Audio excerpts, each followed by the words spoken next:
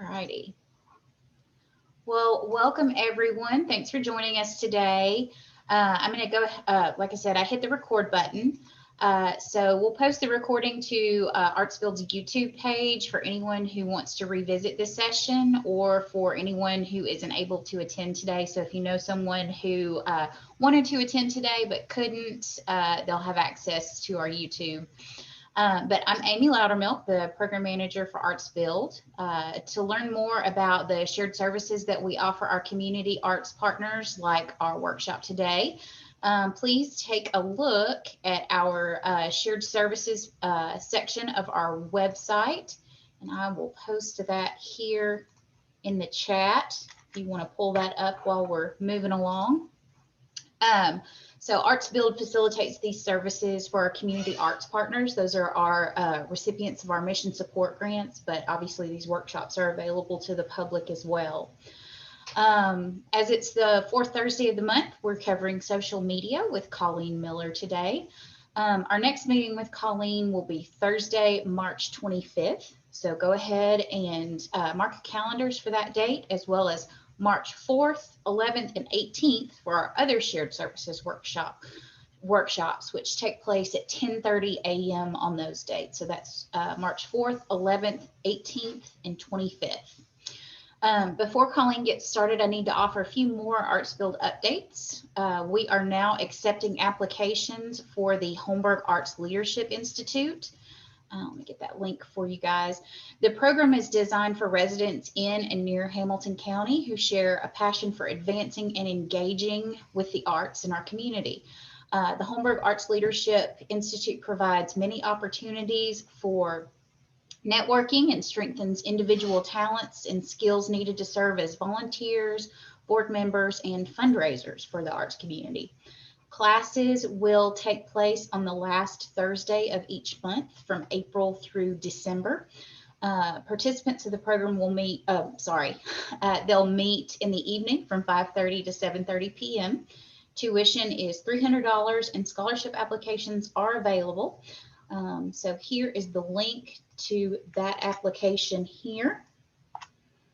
And then second, as a part of our annual campaign, ArtsBuild is trying to reach 100 new donors. If you'd like to support the work we do in the community, I'll include that link as well to the ArtsBuild donation page. So hopefully you all will be, we'll get some new donors and supporters of ArtsBuild. So with that introduction, I will hand things over to Ms. Colleen so she can get started with our deep dive into Facebook and Instagram. Hey everyone, thank you so much, Amy. I appreciate that. I hope everyone's got those links for all of the ArtsBuild things that are coming up. It's great stuff. Welcome to my February 2021 webinar. It's still really weird to say 2021. If you didn't have the chance to attend my last webinar, which was hit refresh on your digital presence, I really encourage you to go and check it out. I'm going to put the link to it in the chat. It really sets up this conversation and the following conversations, March and beyond. So I really, really encourage you to give that a look and a listen. So we discussed, taking inventory of all your digital assets and the tactics that your organization currently uses, and all the platforms that your business may own or manage, like your website and social media.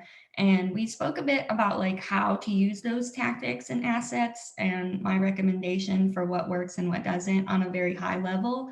But again, that sets up this conversation and the others following. So if you haven't met me yet, my name is Colleen Miller.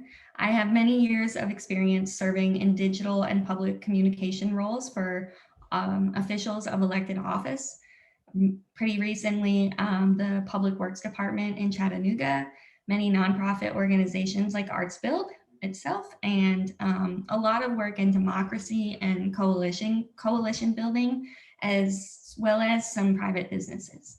I'm really happy to be here with you all today. And every month this year, we're going to facilitate these webinars where we're discussing topics relating to your organization's business, or your organization or your business's digital presence, including social media, which is all today, email marketing, website design, which will be the next one, and then some other topics based on your feedback and interests. And I really encourage you to reach out, especially to Miss Amy, about what you're interested in hearing about if we haven't covered it or you haven't heard that we're going to cover it. So use that feedback loop. I'd really appreciate it. So today we're going to dive, hold on one sec. We're going to deep dive into Facebook and Instagram. In my January webinar, I said, and all the time, I tell people that having an active social media presence is one of the most effective ways to build a relationship with existing and potential customers. It's true. It'll always be true as long as the internet is a thing. So if you're not on Facebook, you should be. And if you have a Facebook, you might as well open up one of the business Instagram accounts. They're owned by the same group and they work well with each other. And there's a little bit of nuance, obviously, between the two platforms that you'll see today. And it instructs how they're used and how you post to it, and what's available. So let's dive right in. We're going to re-up on this branding piece and why it's important. We're going to dive all through Facebook, talk about Instagram, and then we'll cover some final thoughts. So branding. If you're looking to start or refresh having a brand, and that's a color palette, preferred fonts, a logo, an about statement, and if appropriate, a mission, vision, value statement chosen, and having these all agreed upon and established in your organization will make everything you do with regard to your digital presence so much easier. You'll see this is my branding set for this particular web series. Every time you come and visit, you sit with me for an hour on Thursdays every month, you'll see these colors, you'll see these fonts, and you'll always hear me tell you about what my webinar series is, my about statement.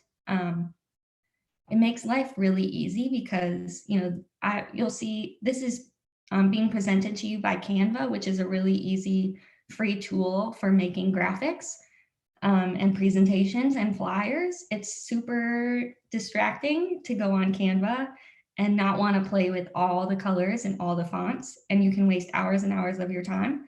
So if you pick something and stick to it, it just makes everything so much easier and more efficient.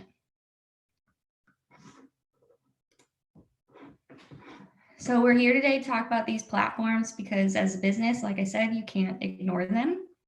Having an active social media presence is effective. And I'd like to reiterate, I say this probably every time, that not every social media platform is right for every business. It's important to consider which ones your target audience uses, which one fits your strategy, and whether or not, this is a key point, whether or not you'll be able to commit to the necessary time to maintain that social presence. So I really, really think that Facebook and Instagram is great, especially for this group of organizations and many, many organizations, unless you're a huge national brand or news outlet, which is what Twitter is for. Facebook still remains number one, so we're going to talk about setting up a Facebook. So these are all of the sections that if you're starting new or if you have one and you'd like to make sure that it's all up to date, we're going to talk about. So the about section, a business needs to include everything that is asked of you in order to create one. And if you've already created one, you can go back and make edits and clean it up. Make sure it's updated and complete. The about section is shown in two different places. Once on this slide on the left, on the front page, on like the bottom left of your logo or your Facebook image. And then once again in the actual about section that you click in the menu. And they look a little different, but they include the same things. So it's important to not leave off the more info section because it shows up over here as well. So just make sure to fill out everything and make sure it's up to date and accurate. Your links work, the phone number is correct, etc. The next thing we'll talk about is those front page graphics. I really love Artsbuild. It's a little bit squished, but Artsbuild really uses this main graphic well. You can't see because it's a still shot, but it scrolls through a bunch of things. I'm sorry, I'm going to address the comment here. I think just for the sake of time, because we have a lot of information, I'm going to ask that you put your questions in the chat and I'll address them at the end. Is that okay, Amy? Yeah, that's fine. And I'll collect them for you. So we've got them all in one place. Sorry about that. No, you're good. Yeah, so Artsbuild uses this front page main graphic really well. You can scroll through things. I suggest that in addition to that, you include things that are upcoming. So, graphics about webinar series that's coming up, or maybe Artsbuild would like to put up that they're collecting applications for this Holmberg Arts Leadership Institute as a graphic there, because that's the first thing that your visitors see. And if they don't scroll anywhere else on your page, you've at least given them some piece of information right there. So be sure to use those front page graphics really, really well and efficiently. Obviously, the little circle is for your logo or something that is easily identifiable for your organization or your brand. Let's talk about these menu items that actually show up right here. You can choose them based on the template that you choose, and you can add or remove, basically choose the ones that best suit your needs. There's a lot of options, and like I said, they're tied to the template that you choose. So just mess around with that and see what's available. If you don't plan on doing a lot of videos, you don't need to take up space there in your menu section for that. If you don't have offers and things like that, just make sure that you choose the ones that really suit your needs.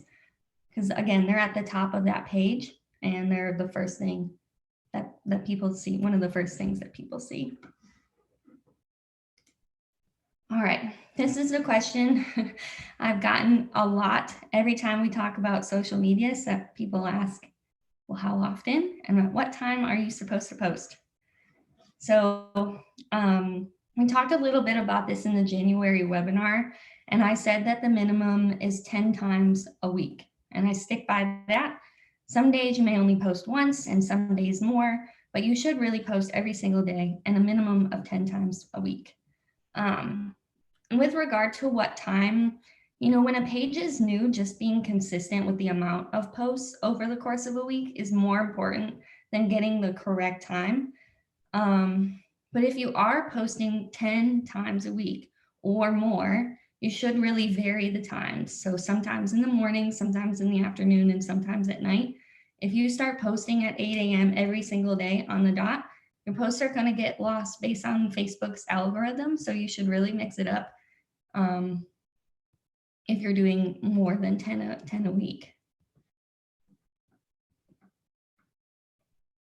I like to think about like when I sit and scroll through my Facebook on my lunch hour, or sometimes like right after dinner, like around 7 or 8 o'clock, depending on when you eat dinner. But there are those moments where we all, as human beings, if we have Facebook, scroll through them. So think about that when you're posting. The visual that's up on your screens is something that's available in your page insights on Facebook. And you can follow it, but as you can see, even pages that I manage that are pretty active, it really doesn't matter when you post because your customers are on there all day. So just pick a time that works for you, that you can schedule and vary it up a little bit. But really the key is 10 or more posts a week.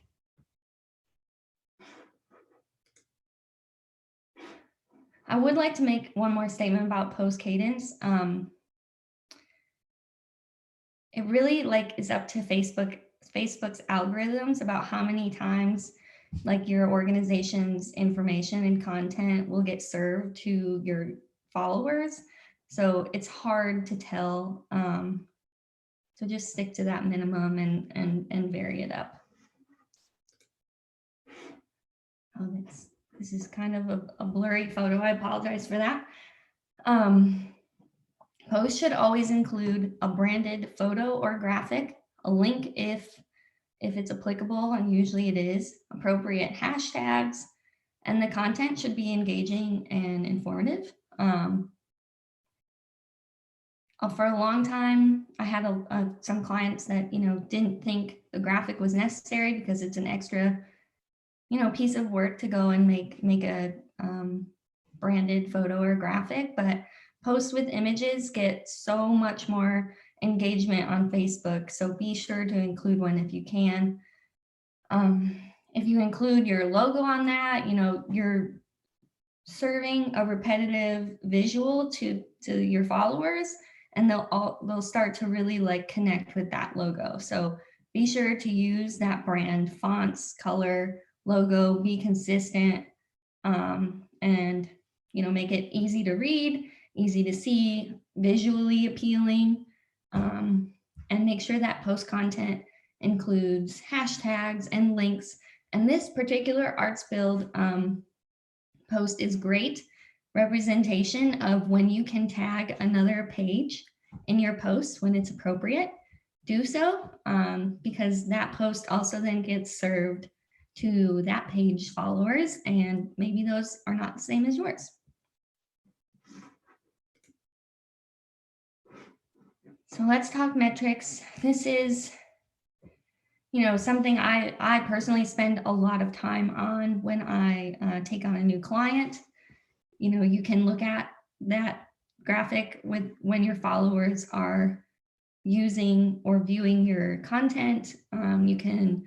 You should keep track of the number of followers. I like with metrics once a month, usually at the start of every new month, to sit down and go through all of Facebook's insights, and I put them into an Excel document or a Google Sheets document so that I can see over time a little bit easier, the number of followers, how you're increasing there, how you're increasing in the number of likes, how many people you're reaching. It's really great to pull all of this information into one spreadsheet, and just see how you're growing.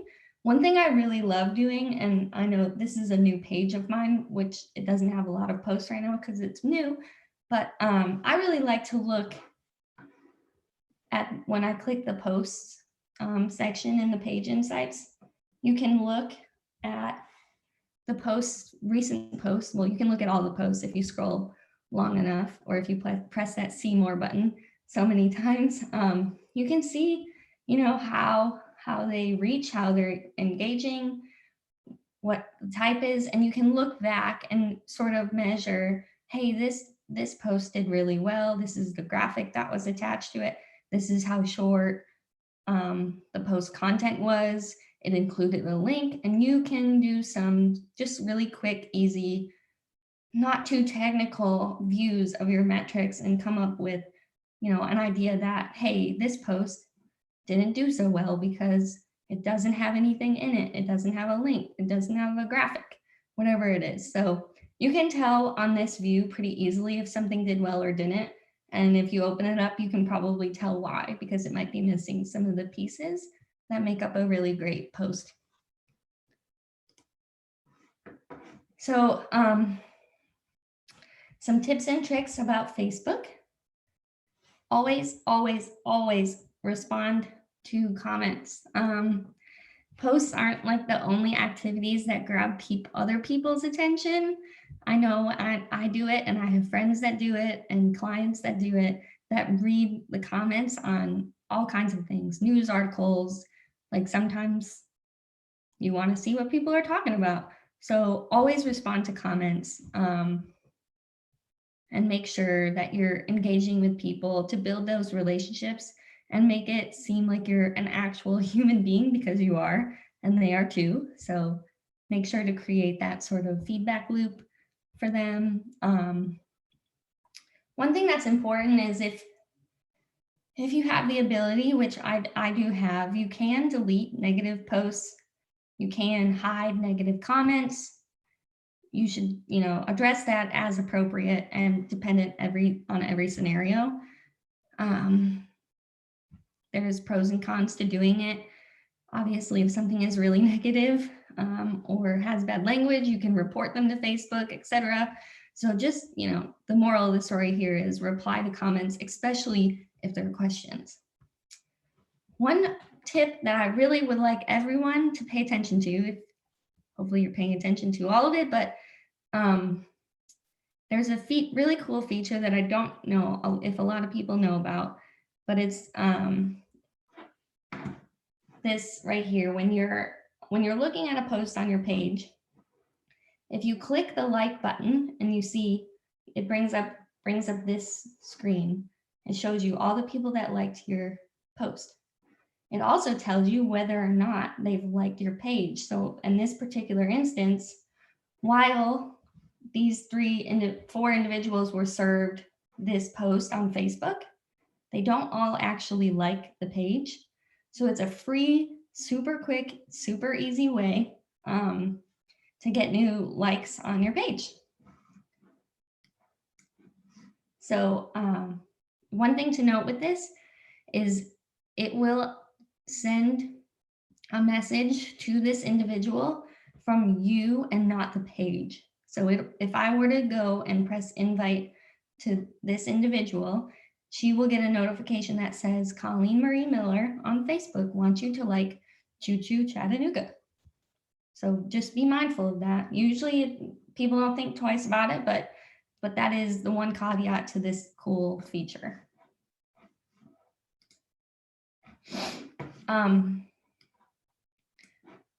I know that we're nonprofits or, small businesses, but one thing, if you have a little bit of extra money set aside for some Facebook advertising, I really, really suggest that if you have that, to use it to promote your page. So anytime you see this blue promote button, which is everywhere when you're managing a Facebook page, and you have $25 or $100 or whatever it is, this is the most bang for your buck if you're not doing like a full-on advertising campaign or planning to do a full advertising campaign. So use that little extra cash if you have it to promote your page. That's the best way to serve your organization long-term, to boost those organic likes and follows and shares of your content.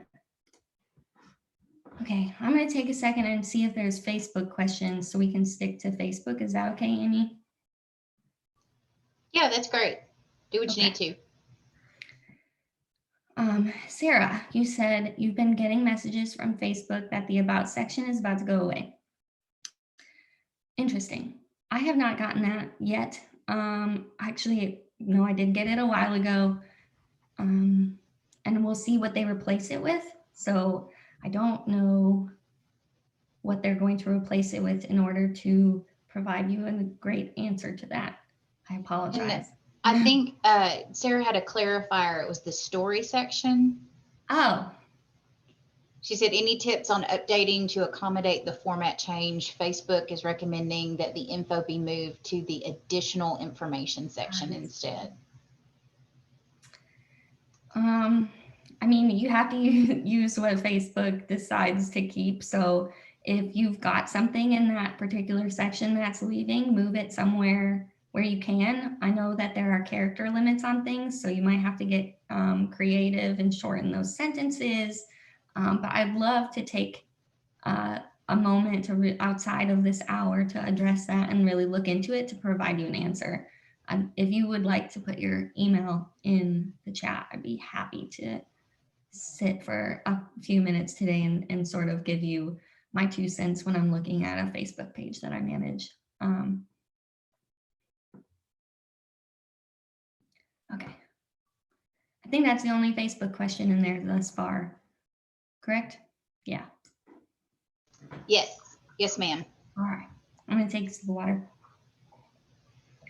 Ooh, because we got half an hour to cover Instagram. So Instagram is owned by Facebook. It's highly visual. So it's all about the graphics. And you got to use those graphics wisely because they still have to be, tasteful and easily digestible, easy to read. So you can't really like bombard graphics, with a lot of text. And we'll talk about that here in a second. If your organization has an Instagram account and you have not already changed it to a professional account, you have to open it as a personal account and then change it over.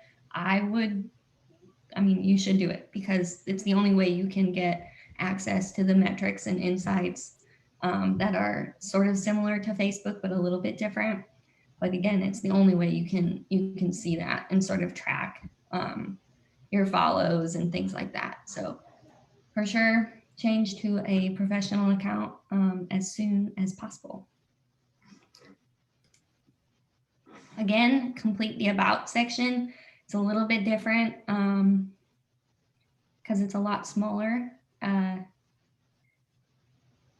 It's incredibly important to make sure that all of the pieces are filled out. Again, this is something a project I'm working on that is up on your screen right now. I don't have a website. You should always have your website linked in there. And one thing to really, hone in on about Instagram's about section is this website is one of the only places that you can use a link in Instagram.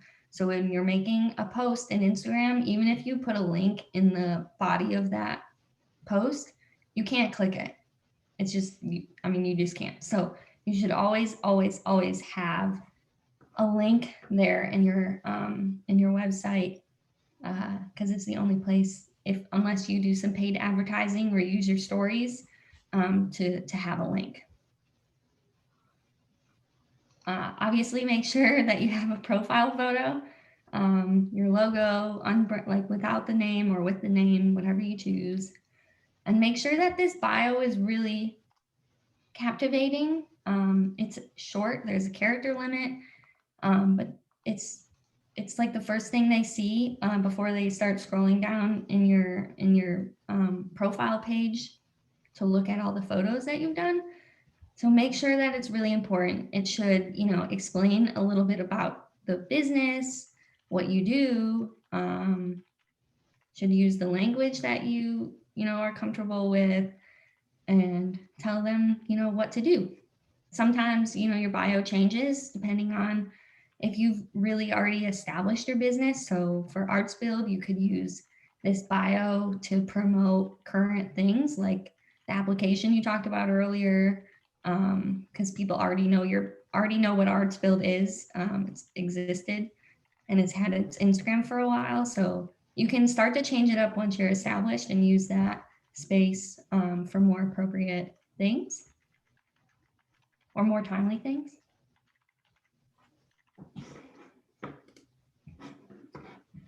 So again, the question about how many posts and how often, you really should aim to post on Instagram between 1 and 3 times a day. Major brands post on average 1.5 times a day per week. So sometimes that's 2, sometimes that's 1, sometimes it's more, depending on what campaign or thing you're trying to promote.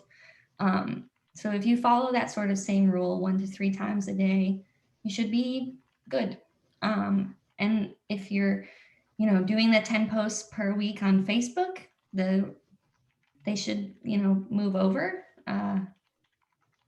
unless, the graphic needs to change a little bit for Instagram's purposes. But it's a good rule to follow, 1 to 3 times per day. The caveat here on Instagram is if you start posting several times a day and then you trail off to just like a couple of posts a week, you're likely going to see your rate of user engagement decline. So while it's best to post often, it's so much more important on Instagram to be able to keep up with a consistent amount of posts.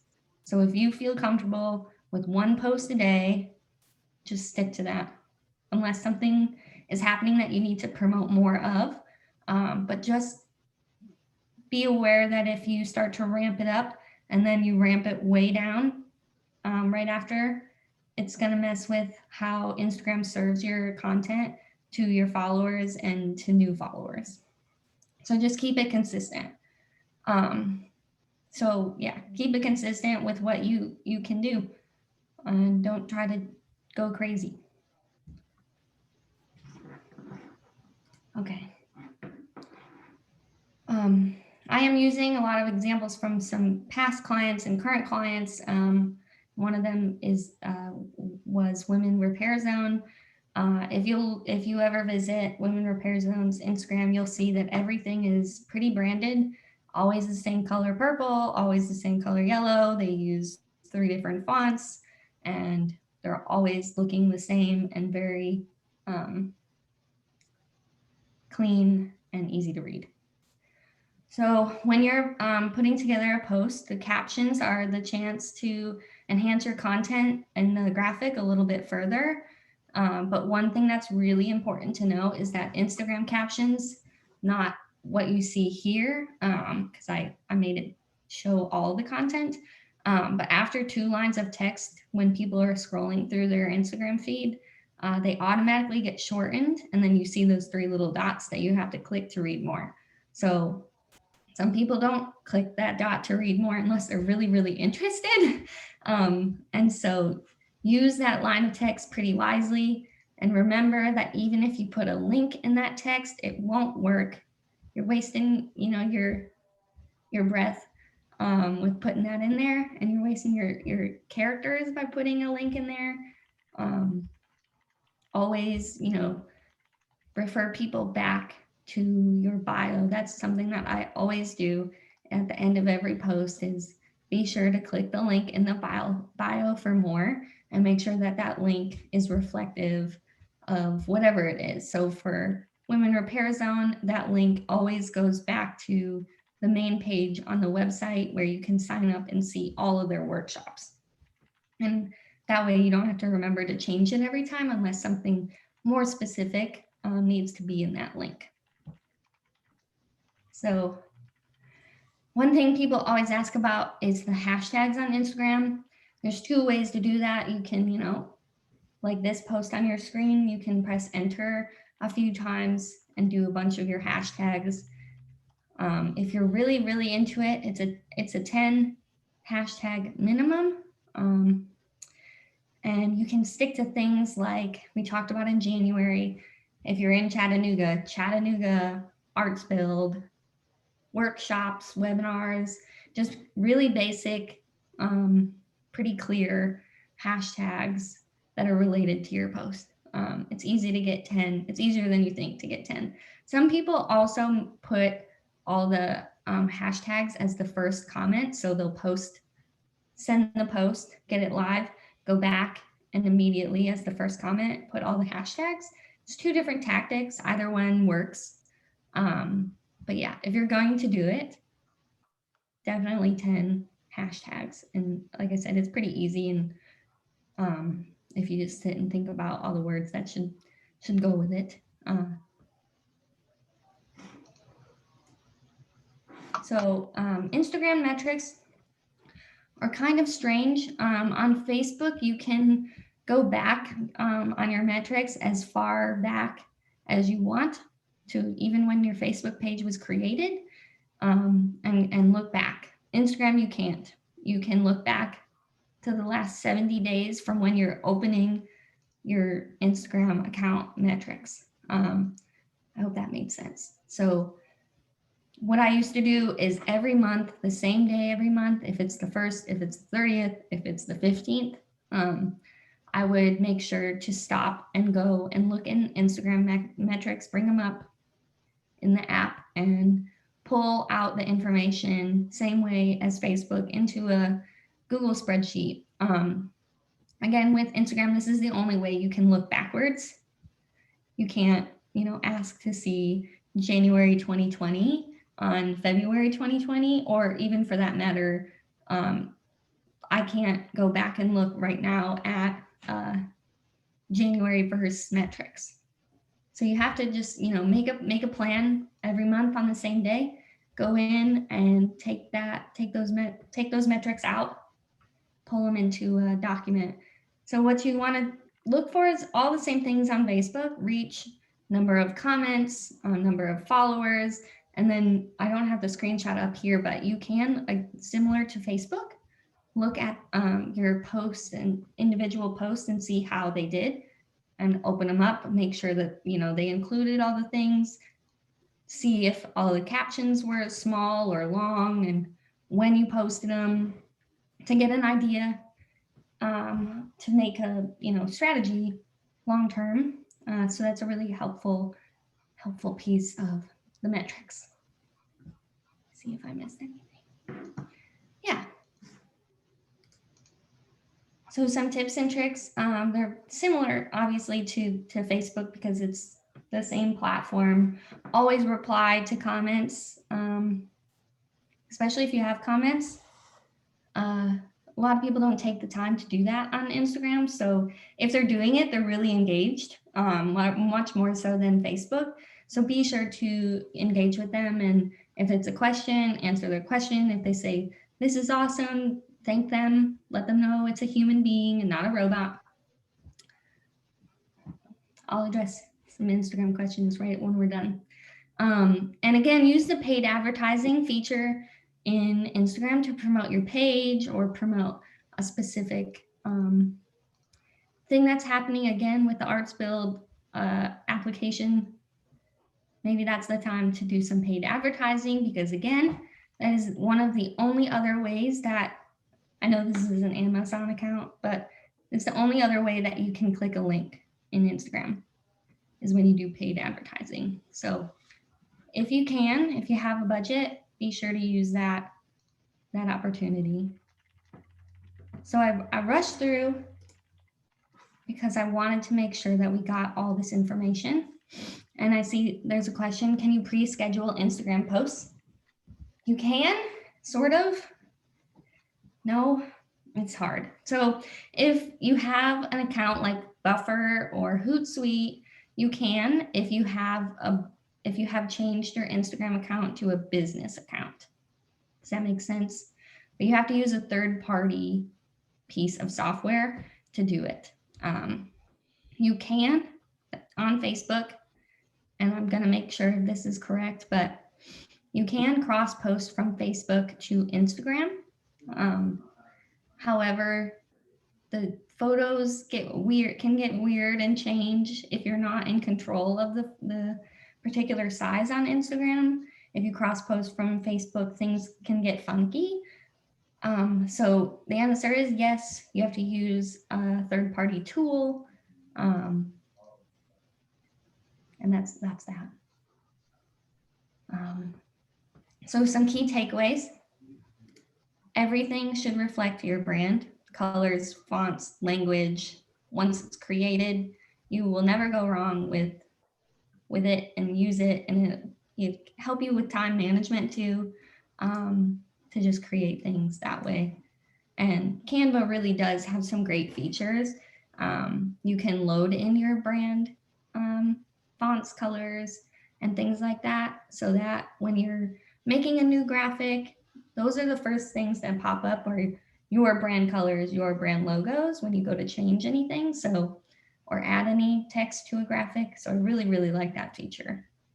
I know that 10 posts a week for Facebook and 1 post a day for Instagram, it seems like a lot. And it is a lot. It's a lot to keep up with. But if you do and you stay consistent, you're really going to see an organic growth this way. It's really worth the time and the effort. And we can talk, we could do a whole webinar on like different types of posts to get creative. It doesn't always have to be 100% effort all the time. Sometimes you're just sharing links to articles, or you're sharing about an event you've got coming up. Those all count towards that post content minimum a week. So just stay consistent, stay branded, be patient. I know it's like really hard to watch your numbers on Facebook and Instagram slowly climb, but it'll get there. And And like I said, in both the tips and tricks sections for both Facebook and Instagram, if you want a little bit of a boost, if you know you have something big coming up, use those paid advertisings to boost people to see your page and increase your followers if you can. It's a great little piece of advertising to get that done. So I'm gonna take more questions. What about Facebook Creator Studio and also Instagram? I have not. Is the Creator Studio the scheduling feature, or is it their new like graphics creator? I thought the Creator Studio was the video. When you post a video, it helps you edit it. I'm going to unmute Marsha so Okay. that she can. What are you trying to use it for? Or I guess I need a little bit more context for the question. Well, I have used the Facebook Creator Studio, and that does allow you to schedule posts. Okay. And it gives you a lot more insights, actually. Okay. But I'm having a hard time connecting the Creator Studio on Facebook to the Instagram. It's kind of bulky, the Instagram Creator Studio. I just didn't know if you'd used it. I don't use it. I think it's a preference thing. It's something I've not taught myself necessarily how to use. I definitely use Facebook's scheduling feature because, I mean, the more you can schedule, the better. I've used Buffer in the past, which is free to schedule to business Instagrams. I really enjoy scheduling stuff if I can. You know, there's some things to that are important to know. If something happens, some major thing happens, and you've got all these scheduled posts, you got to go and remember to turn them off if that's appropriate. And you know, it's just hard because some things happen in the moment, and it's not schedule needed or warranted. They've got to happen, you know, pretty quickly. So use what you're comfortable with. You know, it has its place and its time. I've not used the Creator Studio to create anything other than like I think it forces you to use it when you upload a video in order to edit it and get captions in it if it's appropriate for captions in it. But I've not used it scheduling, but I'm going to make a note of that and sort of look around in it so that I can better answer your questions and help you, just because that's what I'm here for. So noted, and I will follow up with you more specifically about that. So the next question is, do you recommend Instagram Reels or guides? So do you mean like when you're posting to Instagram, if you do multiple photos? I just unmuted Jamie. So Jamie, you should be able to speak. Okay, can you hear me? Yeah. Okay, awesome. Yes, I just saw that there's a feature called Instagram Guides where you can write a blog post style, I guess, piece of content, and then you can also do Instagram Reels. So I just wanted to know if you'd used either of those, because I've used Reels loosely, but I haven't tried guides yet, and I don't know much about it. Yeah, I've used Reels. You are telling me I've not used guides. I've not had a chance to check that out. It sounds like a really cool feature. I will say, even though the title of this is deep dive, we can only talk about so much, and I want y'all to get the basics. We didn't talk about stories. We didn't talk about some of the other features. Really just want y'all to get that 10 or one post a day minimum. But thank you for bringing that to my attention. And again, I've made a note, and I love Reels. I really do. I think they're worthwhile if you have a lot to say, so that you don't squeeze it all into one graphic. You know what I mean? You can spread it out. And Instagram tells you, I mean, I know personally that I'll sit on Instagram, and if it's a reel, I'm going to go through it. So I do use that for sure. And it has its time and its place, lots of photos, lots of information that you can spread out. But I'm going to look into the guides. That's really interesting. I have not played with that. So thank you. Absolutely. Trish says we use Facebook Business Suite and it allows for scheduling on Facebook and Instagram. It also provides a lot more insights. Yes, it does. I've not messed around with it a lot, mostly because we all have our different levels of like comfort. I personally am a little bit nitpicky, especially on Instagram, with the graphics and making sure it looks good and making sure that when I post something, I immediately do the hashtags underneath in the first comment. So it sort of allows my brain to go through the motions.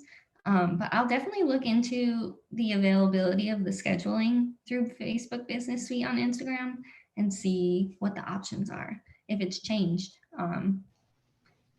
That's what we use with ArtsBuild. We always use the publishing tool that allows you to do both Instagram and Facebook. And I actually had one scheduled for today while we were sitting in this session. So for our leadership program. Yeah. The only thing a long time ago when I tried to use it, it only allowed you to use like one size photo, and you can't really do that. I mean, with Facebook and Instagram, because they're different sized photos. So just make sure to pay attention to that. And I'll check it out and make sure, or check it out and see if they've got any, updated features that I just don't know about. And maybe I'm missing out by being nitpicky and posting in the moment on my schedule.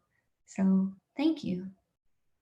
Any other questions? Because I talked really fast, spoke really fast, and I had a lot of content. I wanted to make sure to get through it. I'm gonna copy.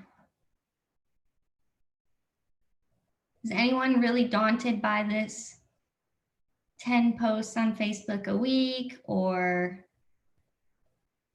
1 post a day on Instagram, or questions about the graphic that goes along with things? Is anyone putting links in their Instagram content where you can't actually click it? We knew that. Hey, Colleen, I actually have a question. Sure. I recently made a flyer in Canva, and it had a link in it. And then when we went to post it to Facebook, the link wouldn't work in the PNG. Do you know how to avoid that, to make sure that your links are live when you're going from Canva to a Facebook post? Interesting. So I'm obviously a little bit telling today that I'm leery of the random features that are available in all of these different pieces of software, because I just don't trust it. So no, I have not used that, and that's very interesting.